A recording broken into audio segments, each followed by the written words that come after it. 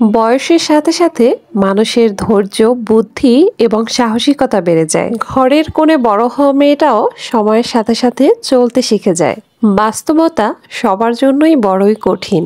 কিছু কিছু সময় মানুষকে অনেক বেশি কঠোর হতে শেখায়, আবার কিছু সময় অনেক বড় ধৈর্যের পরীক্ষা দিতে হয়। এভাবেই বাস্তব জীবন মানুষকে পরিপক্ক করে। সকালের রান্নাবান্না শুরু হয়ে গেছে। আমি যা যা রান্না করব সবকিছুই নামিয়ে রেখেছি। আজকে চিংড়ি মাছ দিয়ে একটা সবজি রান্না করব, আর পাশের কড়াইয়ে মুরগির মাংস ভিজিয়ে রেখেছি, এটা ভুনা করব। আমরা বাজার থেকে যখন মিষ্টি কুমড়া কিনে আনি সেগুলো কিন্তু এভাবে স্লাইস করা থাকে। এর উপরে অনেক মাছি বা ময়লা পড়তে পারে, সেজন্য কাটার আগে যথাসম্ভব ভালোভাবে ধুয়ে নিতে হবে। আমি যে কোনো সবজি কাটার আগে একটু ভালোভাবে ধুয়ে নেই, তবে যেই সবজি এরকম কাটা থাকে সেগুলো একটু মনোযোগ সহকারে ধুই। এই যে আমার পছন্দের কাজ করতে চলে এসেছি। আমার সবসময় সবজি কাটতে খুব ভালো লাগে।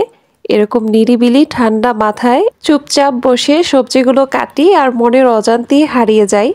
নানা রকমের চিন্তা সব আমার মাথায় আসে। আমি একটা একটা করে চিন্তা করি আর মাঝে মাঝে হাসি, কিছু সময় মন খারাপ করি। এই সময়টা একান্তই আমার। সকাল সকাল যখন কাজগুলো করি বাচ্চারা তখন ঘুমায়, একেবারে নিরিবিলি চারপাশটা থাকে, তখন কাজ করতে কিন্তু বেশ ভালো লাগে।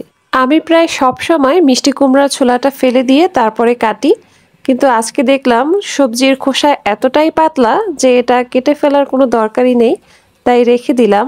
আমার কাছে এই সবুজ মিষ্টি কুমড়া থেকে যেই মিষ্টি কুমড়াটা পেকে যায়, একেবারে হলুদ হয়ে যায়, সেটা খেতে বেশি ভালো লাগে।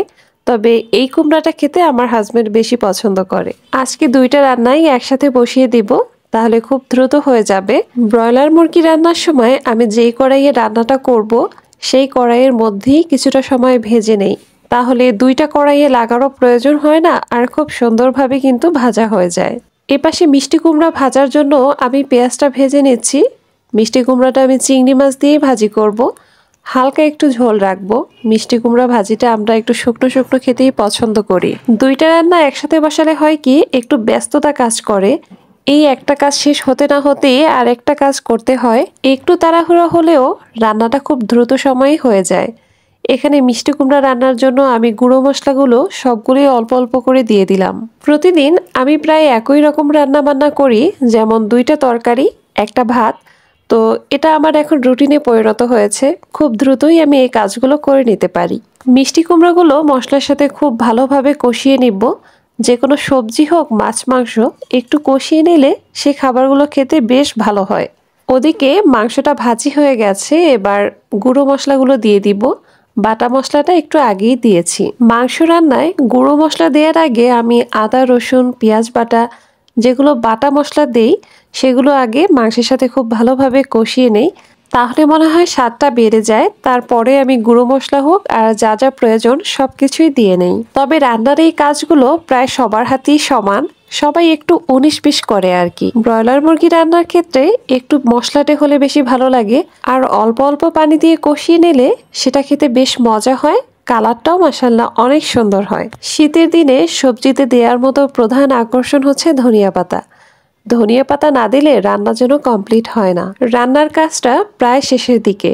এবার হাতে বাকি যে কাজগুলো আছে সেগুলো আমি হাতে হাতে করে নিব।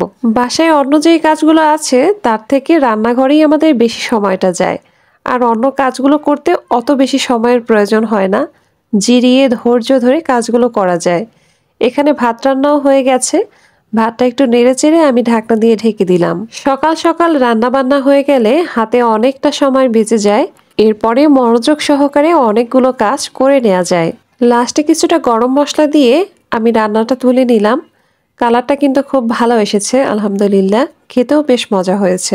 এরপরে আর তেমন কিছুই রেকর্ড করিনি। সন্ধ্যার পরে আমরা নাস্তা করব। তো আজকে আমার একদমই ইচ্ছে করছিল না বাসায় কিছু বানাই। আমি গত 15 বছরেও এভাবে কারো কাছ থেকে পিঠা কিনে খাইনি। আমার হাজবেন্ড সবসময় কিনে আনে, তো সে তো সন্ধ্যায় এখন আসতে পারে না, তাই আমি খালাকে হাতের ইশারা দিয়ে দেখিয়ে দিলাম, সে সুন্দর করে আমাকে এনে দিল। আমি খেয়াল করলাম সময়ের সাথে সাথে আমার সাহসের কিছুটা উন্নতি হয়েছে। একা কোথাও বের হতে আর নিজের হাতে খাবার কিনতে আমার বেশ লজ্জা লাগতো, কিন্তু এই লজ্জাটা একটু কাটিয়ে ওঠার চেষ্টা করছি। এই ধরনের পিঠা আমি কিন্তু নিজের হাতে বানাতে পারি, তবে দেখা যায় সবসময় তো আর এই ধৈর্য থাকে না। আর এখন যেহেতু দিন ছোট, এই কাজগুলো করতে করতেই সন্ধ্যায় অনেকটা দেরি হয়ে যায়, বাচ্চাদের পড়ায় লেট হয়ে যায়, সেজন্য প্রতিদিন এই ধরনের কাজে হাত না দেয়াই ভালো। পিঠাগুলো খেতে মোটামুটি ভালোই ছিল, তবে বাসায় বানালে সেগুলোর স্বাদ অনেক বেশি ভালো হয়, কারণ আমরা তখন পুরোটাই আতপ চালের গুঁড়া ব্যবহার করি, আর এটা খেতে কিন্তু বেশ মজা হয়। তারা এখানে বেশিরভাগই সেদ্ধ চাল ব্যবহার করেছে। গ্রামের দিকে সাধারণত এইভাবেই বানায়।